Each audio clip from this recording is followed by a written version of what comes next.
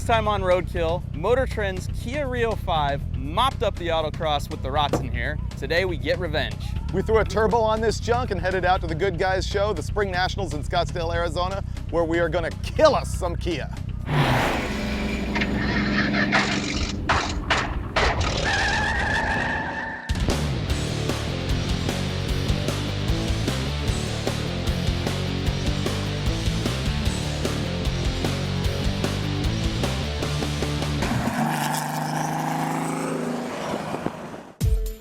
Our 71 Datsun 240Z came from the guys at White Flag Racing. This is a $500 rust bucket of a Datsun. It's got a Chevy 4.3 liter V6, a Junkyard 5-speed, also out of a Chevy S10, and the rear end came from a WRX car that we found on eBay.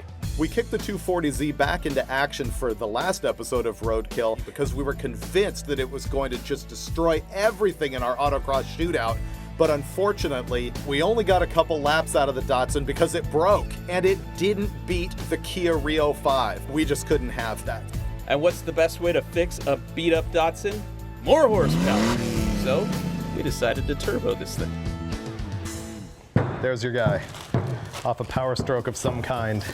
Normal people, they call up a manufacturer and have them recommend the right turbo for their engine. But this is Roadkill. We buy whatever junk is laying around. So our turbo came from a 7.3 liter Ford Super Duty diesel. But that is the right turbo because it costs $250, which is a theory that holds up until you realize that that costs about $300 and we have two of them. And a blow-off valve. Lipstick on a pig. In the alternate world of Roadkill time, our mind told us that we were going to be able to get this turbo installed in about 2 days. That turned into about 2 weeks. Finnegan ended up having to spend a couple days working on this thing by himself, most of which was spent just running around town picking up all the little nickel and dime stuff that kills you and slows you down. But he also got a lot of things fabricated, like the exhaust side and the cold air tube. I have created the world's first Datsun 240Z to Chevy V6 turbo header. Oh. Yep, I just did that. Okay, now the world's first Datsun 240Z to 4.3 liter Chevy V6 header for a turbo is done. I'm particularly proud of this build because I don't get to TIG weld that often. And turboing this car meant I got to sit down for hours TIG welding aluminum and stainless pipes together. And I gotta say, the welds don't suck. This car is actually a pretty sturdy build. You know what I was thinking of? What are we actually doing with this car? We're going to the Autocross, right? Yeah. Have we spent 5 minutes on the suspension? No. It could use a sway bar in the back. But it'll have a turbo on it.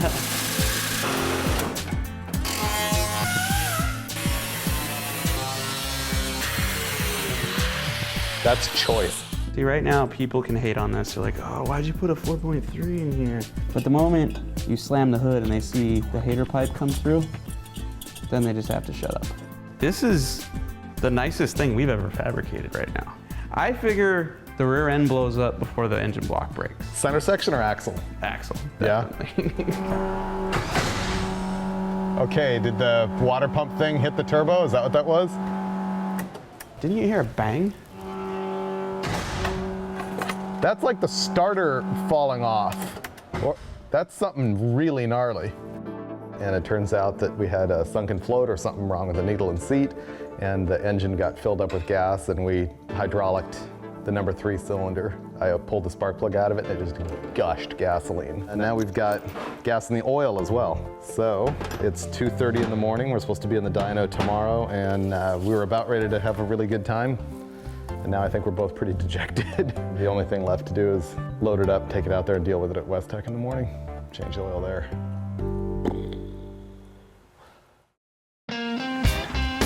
Now, normally when you take your car to a chassis dyno, you want to show up completely prepared with the car running, driving, ready to strap down and make power.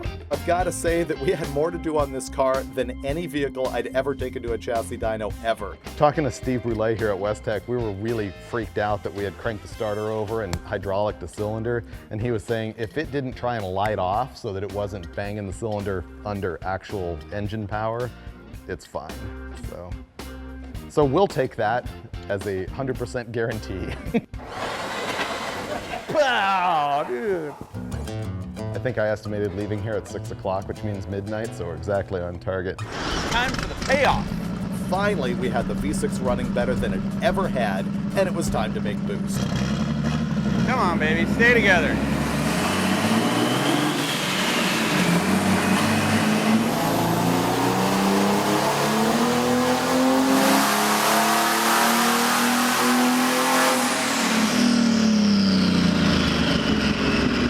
All those problems fixed, and now we have a 430 pound-feet, 387.4 horsepower mule in that car. At the rubber.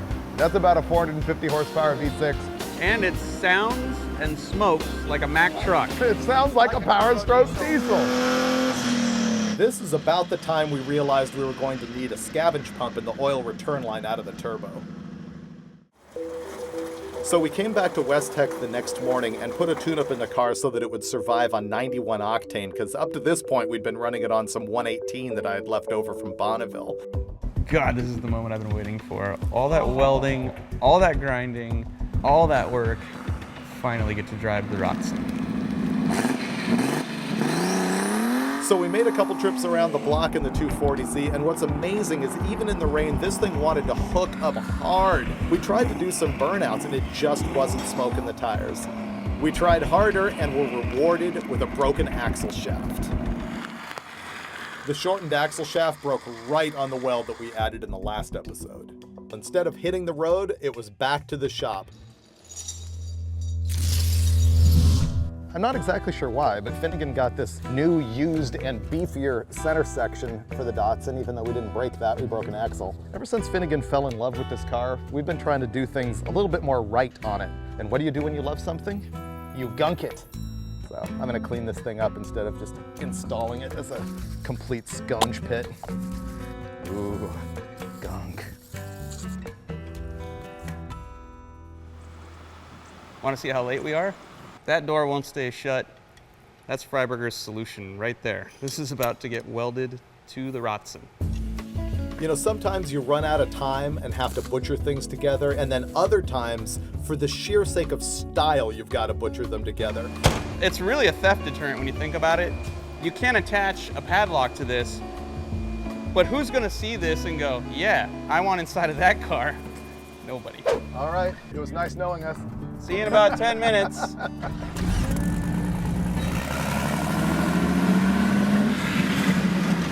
You gonna break an axle right here? No.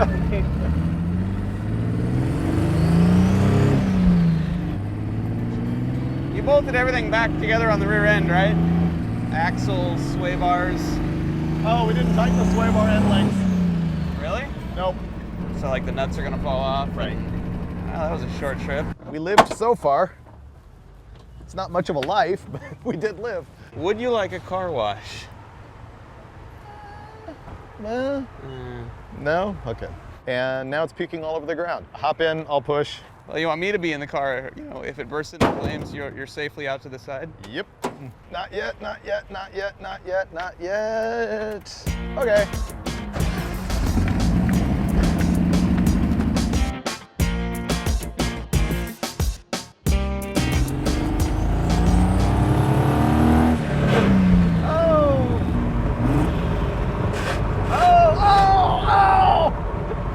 Doesn't want to go into gear. How fast are we going? I will coordinate the exhaust note to our speed since I don't have a tach. 75. We only made it maybe an hour away from there, and we stopped in Cabazon, California, where there's this really good, sort of high-end casino. We figured, you know what? Let's valet this thing. Oh, y'all done built this thing? Yeah. Just put the key in the ignition right there. The guy was completely unfazed. He hopped in the Datsun like it was his own and drove the thing away. All right. Goodbye, Native American goodness. Oh, that's a good sound. That's like bacon for my ears. As soon as we hit the highway, we found out that this thing cruises. We thought the V6 was all going to be shaky and rumbly and a big problem. Nope, this thing hauled. 70 degrees out, blue skies, straightest road on the planet heading to the desert. Got a turbocharged Datsun. Best day at work ever. Not coming down.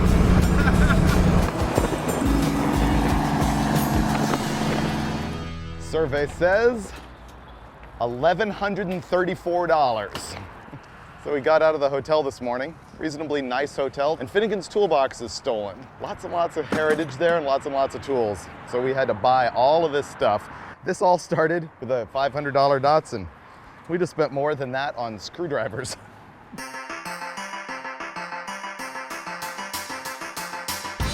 So after all of this, we finally arrived at the Autocross at the Good Guys Spring Nationals at Westworld in Scottsdale. The Good Guys shows are super cool, but one of the things about them is that they don't allow import cars. The exception is if you've got an older one that has like a V8 or an American power plant like our Datsun does. But when we pulled the 240Z in the front gate, man, did we get a lot of stares and a lot of hate. People did not want to see that import car there, especially looking like absolute garbage. And they hadn't even seen the Kia yet. All right, Chief. What year is this? 71. 71. All right. I think you're legal. Head on in.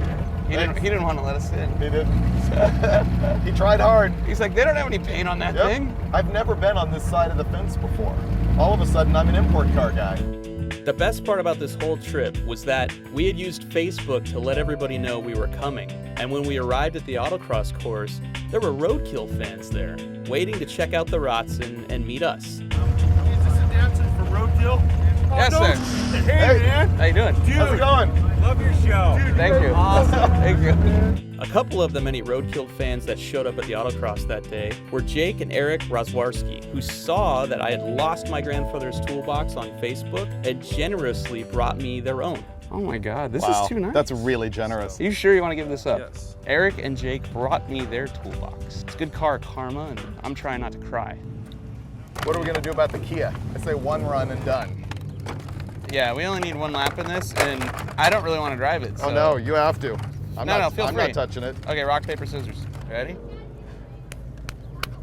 Oh, What is that? it's paper. You were watching kind of like a half paper. Maybe I wanted scissors kind of thing. No cheating. Don't look down there. Look up. Look me in the eyes. Ready? Smash! All right. And it was super cool that our tent was set up right next to the starting line so that we could watch all the action on the track. But we didn't. We decided there was even more to do on the Datsun. First of all, the tech guy said we had to have seat belts. Imagine that. So we threw some seat belts in that we had bought at Pep Boys, and we also threw in some gauges. We changed the oil, and finally we were ready to go thrash this thing. There. Look at that. And tell me there's anything wrong with it.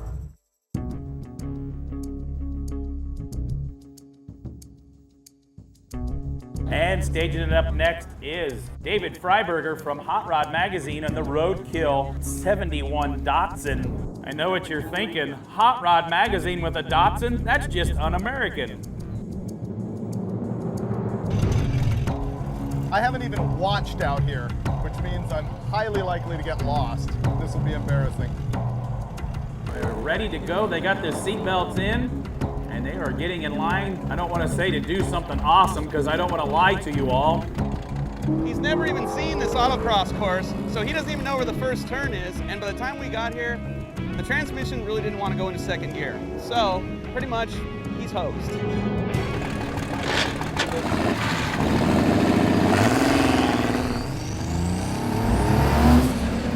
Wow, this thing has power. A 4.3 V6, low dollar at its finest, and is running a turbocharger out of a Ford diesel pickup truck. Yes, it's as hideous up close as it is far away. I guess they're afraid that their own doors are gonna get blown off because they have a barn door latch holding the door on the passenger side. My hat's off to the Roadkill guys as they're washing the track for us.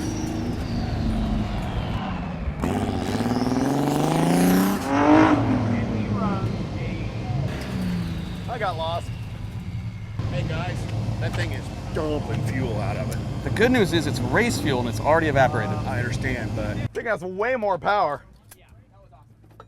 You lost to a Pinto. Oh, I got lost out there. I'm just kidding. I don't even think they had a timer on for whatever reason. Oh, really? They weren't taking you seriously. Wow, this thing has a lot more power. When it takes off, man, it motors. The big part of it is just getting lost out there. It's tough. I took the exit the first time and then had to dive back onto the track, so it's not a clean time.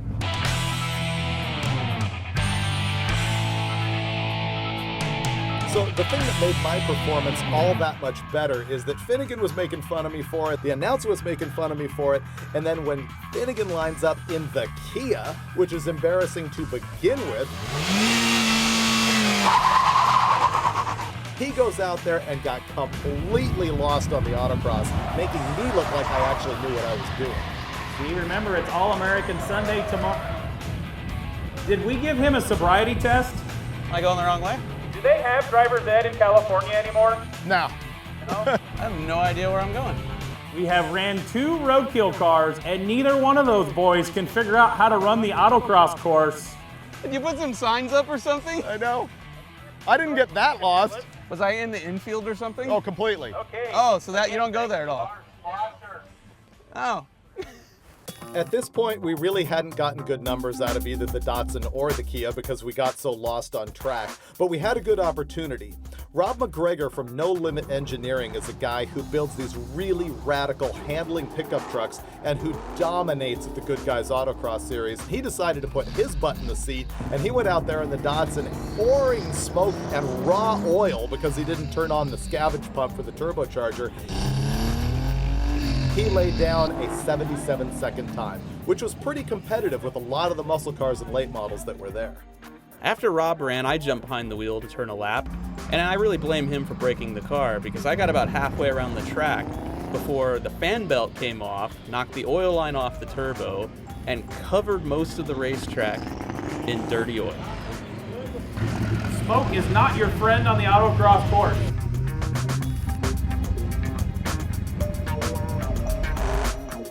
Make sure it's not on fire.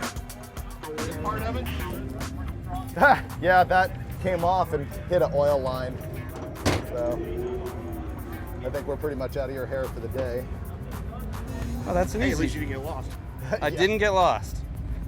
So all I gotta do is tighten it, Yeah. degrease this thing, put oil in it, Oil and we're in it. back on the road. Yep. He was doing good. Looks like he didn't even lose his way, right up to the point where the thing burst into billowing smoke. Oh, dude, I was freaking Fittipaldi out there right up until this Right. exploded. We ended up putting a new fan belt on the Datsun, but ran out of time to make another pass on the autocross. But we were stoked to find out we get another shot at it on Sunday. Well, today I think we finally have our poop in a group. We're going to get around the track with the Datsun. We're actually going to know how to drive the thing. I think we're going to put Finnegan in it because he's got more track time than me at this point. And maybe we'll improve on that 77-second time that Rob laid down yesterday. Maybe not. He's a pro driver compared to us. But what we're already seeing is the Datsun is outrunning some of these late model cars. So, I don't know. I don't think we'll embarrass ourselves today.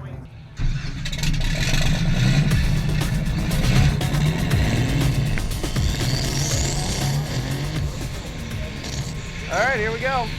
Try not to suck.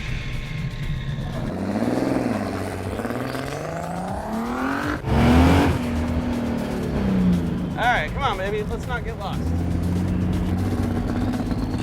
High-tech fabrication on the course right now. I love how they made it so the front turning signal park lights come on every time they hit the brakes. Not everybody can do that, or would want to.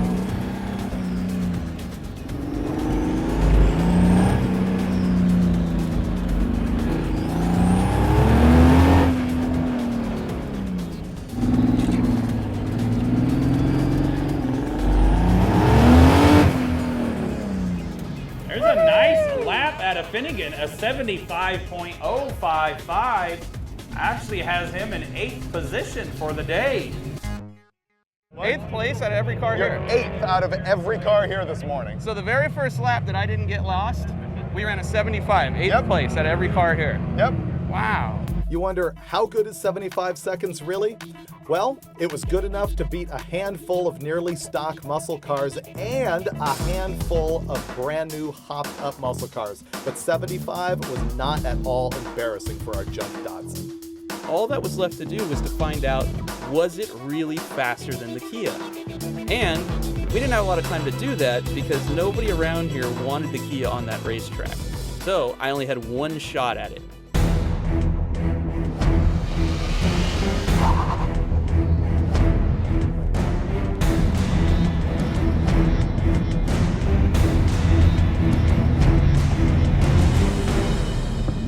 And he runs a 78.8 and a 1 second violation. 78.8. Lower than the Datsun. I'm the fastest man alive. Thanks, Motor Trend. Beat your car. Finally. Only took 2 tries and a whole lot more money.